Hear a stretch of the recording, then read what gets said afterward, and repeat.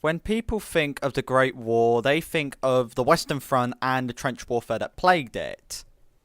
But there is a lot more to the Great War than people think. Just like the last the last three documentaries, I will be splitting the Great War into two parts. The first part, which is this one, is the period before the war and the first half of the war up to December 31st, 1915.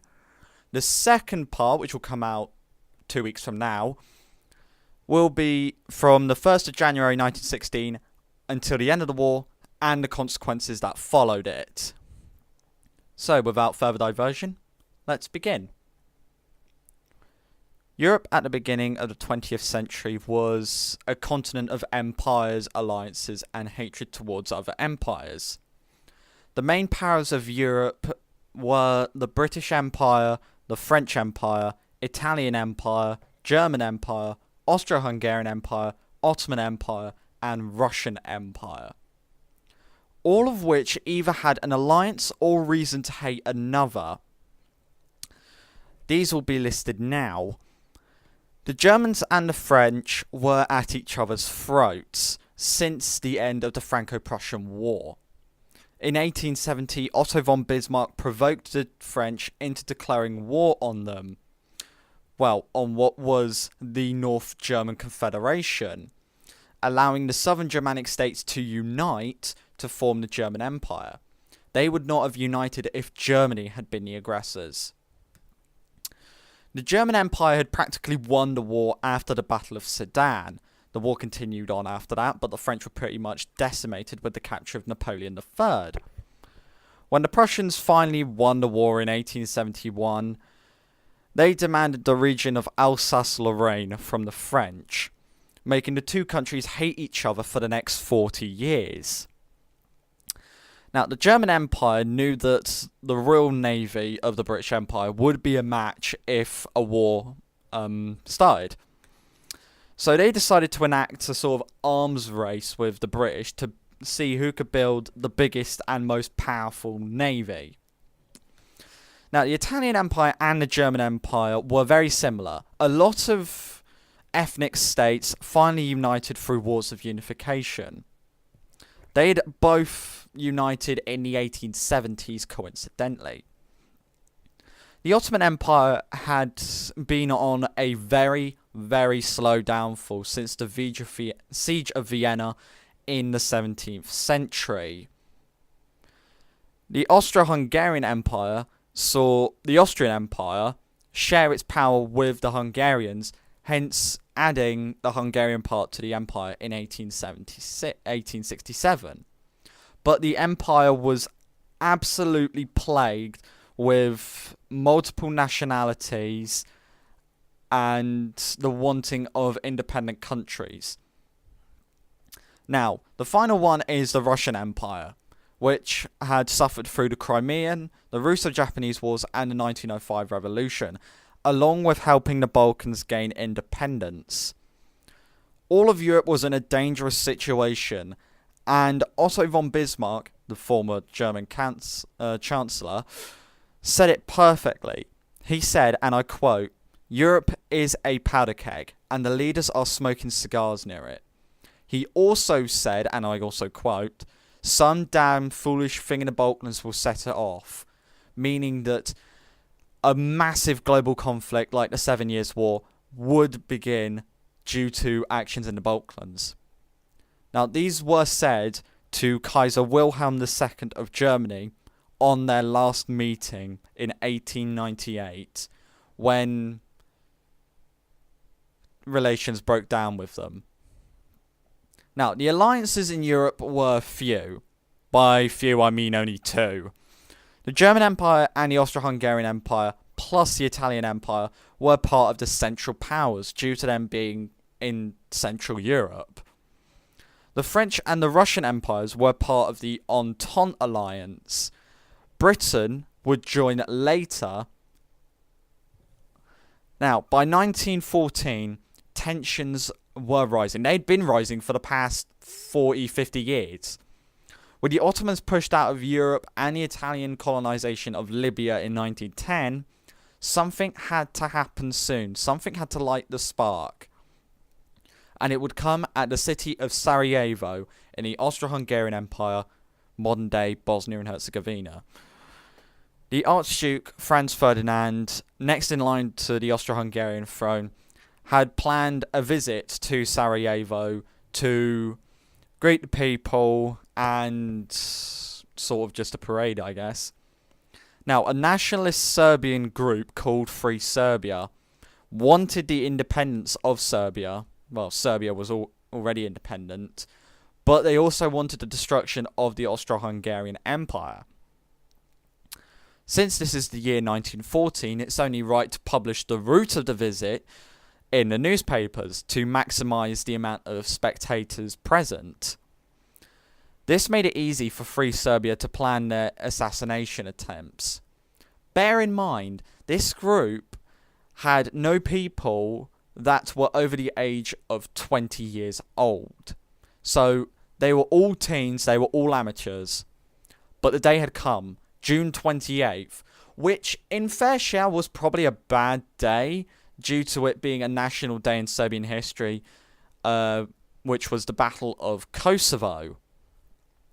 Now, the parade had begun and the Archduke was being chauffeured through the streets of Sarajevo. Crowds cheering, but the assassins were in place and their moments had arrived. There were problems, however. Two of the assassins were within range of a policeman and hesitated themselves into backing down. One of the assassins couldn't bring himself to shoot the Archduke. The fourth threw a grenade towards the Archduke's car. Now, Franz Ferdinand had spotted this and ducked along with his wife. Well, he pushed her down. And the grenade flew over the car and hit the crowd alongside him. Now, with a pursuit in progress, the Serbian decided to jump into the river when it was drained. Now, having a broken leg, he decided to use a cyanide pill in a last act of "you'll never take me alive." But these were teens on a budget, and their cyanide pills were on the cheap. So when he took it, he started vomiting violently when the police came and apprehended him.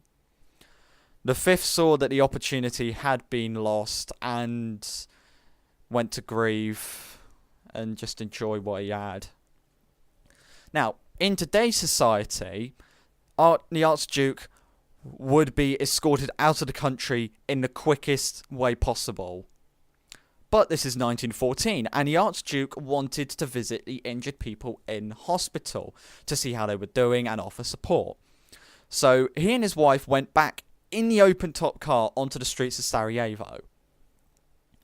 Now, the fifth assassin had ended up in a small cafe, eating a sandwich, sort of like lunch, sort of just enjoying life. It was a nice sunny day, and, you know, things can only get better from here. Until the noise of an engine broke the silence.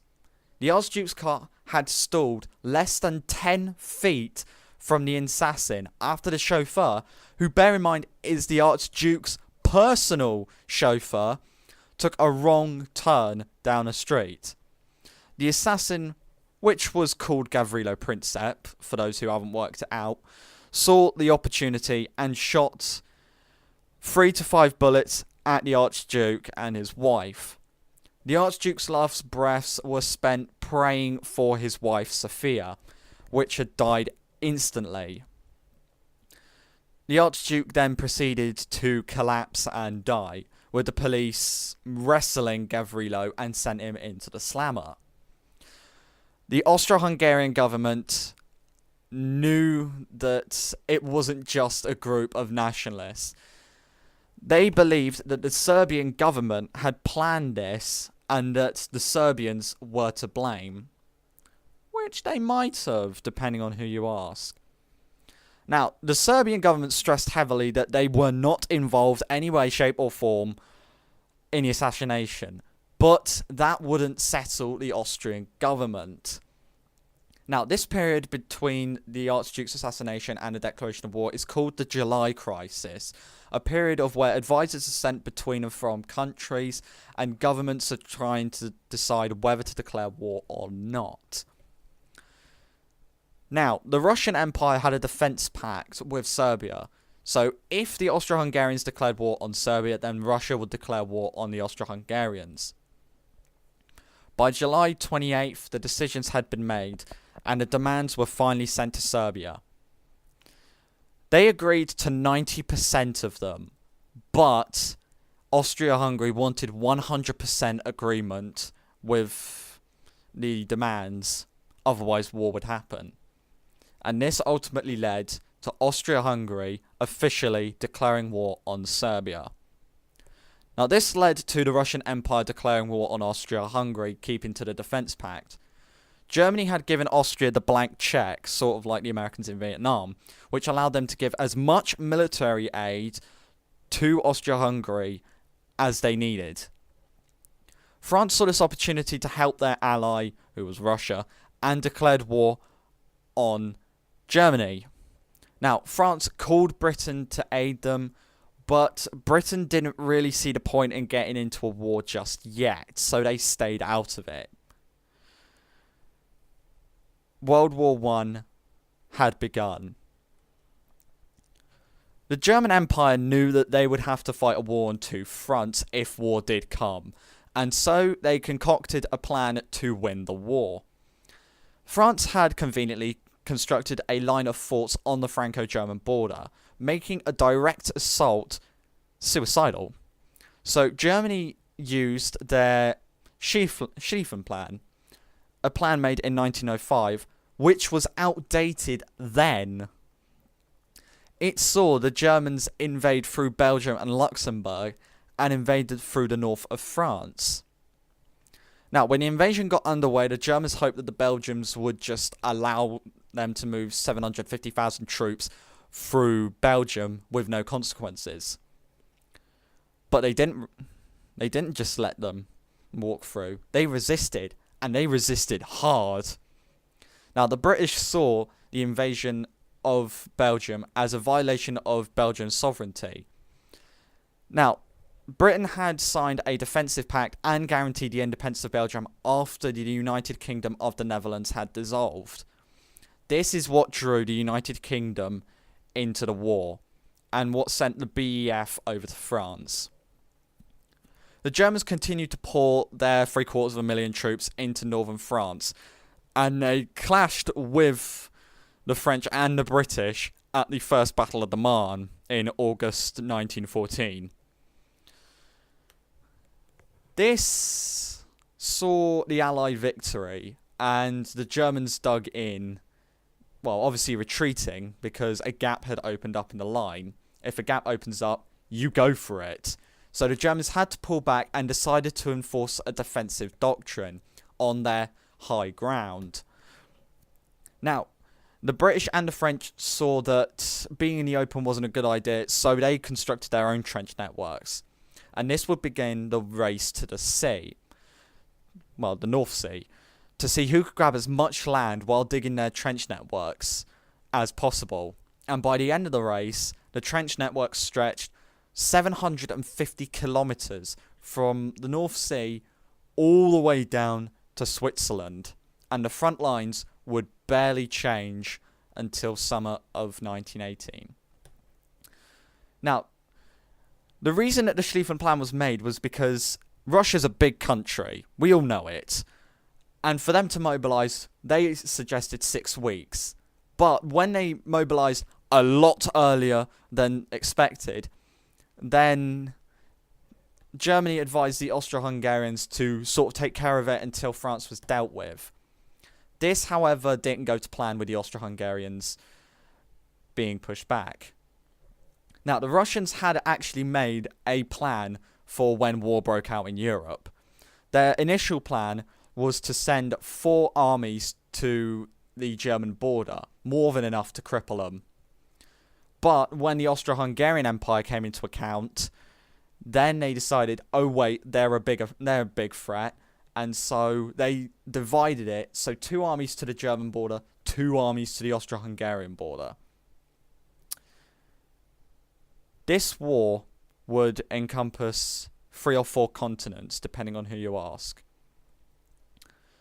The French and the British employed African colonial citizens to invade the German colonies of Togo, Cameroon, Burundi, Rwanda, Tanzania, and Namibia.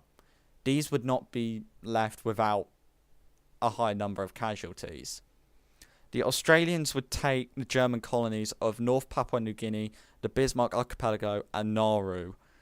And the Japanese, when they joined on the side of the Entente towards the end of 1914, invaded the Marshall, Caroline, and Palau Islands and Qingdao in China. And obviously they gave it back to China. The Ottoman Empire joined in September 1914 on the side of the Central Powers, which gave the British another enemy in the east. Russia's plan that was mentioned earlier went into effect, but was absolutely destroyed at the Battle of Tannenberg in late August, which was regarded by many as the German Empire's greatest victory of the war. Now, by December, the war would not be over, despite everyone saying that the war would be over by Christmas, due to the mass industrialization that Europe had gone through. Now, Christmas would be celebrated in the trenches with a truce between the British and the Germans. The French had no intention of making peace with the Germans after what happened in the Franco-Prussian War. So, the British and the Germans, some Dominion troops, some Indians, some Canadian, would also take part. And in some places along the line, this truce was not just for Christmas Day, but lasted all the way until the 1st of January 1915. Now, with the Ottoman entry into the war, Sir Winston Churchill came up with a plan to use the newly built dreadnoughts and a large portion of the Royal Navy to take the Dardanelles at Gallipoli. This would allow the Entente to strike the Ottomans at their heart at Istanbul. Now, the invasion of Gallipoli would consist mainly of Anzac forces, that's standing for Australian and New Zealand Army Corps. And this was planned to only take a couple of months. But when the invasion was underway and when the beachheads were set up, it just continued into the same style trench warfare that was on the Western Front. And by November of 1915, the Anzacs and the British forces there had to retreat. Otherwise, they would have been annihilated. This meant that the British could now only hit the Ottomans in 2 different places. If they invaded through Kuwait, or if they invaded through Egypt, which they did do. Now, during the Gallipoli campaign, the Ottomans would send a fair-sized army across the Sinai Peninsula, across the Sinai Desert, and attack the British-controlled Suez Canal. Although the Ottomans were exhausted after this, they still lost. And they walked back across the Sinai Desert, which is about 50 to 100 miles long. The Ottomans would also attack the Caucasus region of the Russian Empire. But it was winter, and so the troops suffered heavy losses, not by enemy gunfire, but by frostbite, making an advance into Russia impossible due to the Russian counterattack. Now, the war in Europe became a stalemate, as we all know. But in 1915, the Germans had a new weapon to try out. And this would come at the Second Battle of Ypres, which saw the first introduction of use of chemical weapons in warfare. The French soldiers stationed at Ypres saw a yellow hazy cloud coming towards them, and they thought that it was a smoke cloud. So, them being them, they thought that an attack was coming. But when the cloud did reach the trenches, all the soldiers in there started coughing violently due to it being chlorine, and they had no choice but to retreat from that trench. Now, the Germans could have marched up and taken what was the Ypres salient, but they didn't know what the effect of the gas was going to do to them, so they remained in their trenches, allowing the British to retake the position. By the end of April 1915, the Italians and the Entente were now friends. Italy had betrayed the Central Powers and actually signed a secret defence pact with France while they were part of the Central Powers. Now, by end of April, they had opened a third front for Austria-Hungary in the Alps, which turned into trench warfare, as we all know. Now, as you probably may have noticed, I haven't spoken much about the United States. That's because Woodrow Wilson wanted to see a peaceful end to this war. He wanted everyone to just declare peace and then go back to normal. This did not happen. Many US citizens were in favour of the Germans at the beginning of the war, but once the Germans began the invasion and atrocities of Belgium, the US public favour for Germany decreased heavily. But it would be in 1915 when the Lusitania, an American ocean liner carrying a majority of American passengers, would be sunk by the Germans. Now, this began the tensions that would lead to them declaring war in 1917. Just when things couldn't get worse for the British, it did. The war came to the British public, and the first use of Zeppelins were used over Britain as bombing raids began. And the Fokker monoplane would be its escort. After the 1905 revolution in the Russian Empire, the beginning of the end of the Tsardom was in motion. But it only got worse when the Tsar Nicholas II, took full personal control of the army. Now, he was neither a strategist nor a military expert. And this started the thought that the devil in disguise, the unkillable man, Georgy Rasputin, was actually controlling the Tsar. Also in the east, back in the Balkans now, Serbia was doing a mighty fine job of repelling the Austro-Hungarian invasions, and they had done twice. But Bulgaria joined the Central Powers and invaded Serbia through the south, meaning they had to retreat through Montenegro and into Albania. This was the state of the war by the end of 1915. And next time, we will look at how it continued from the 1st of January 1916.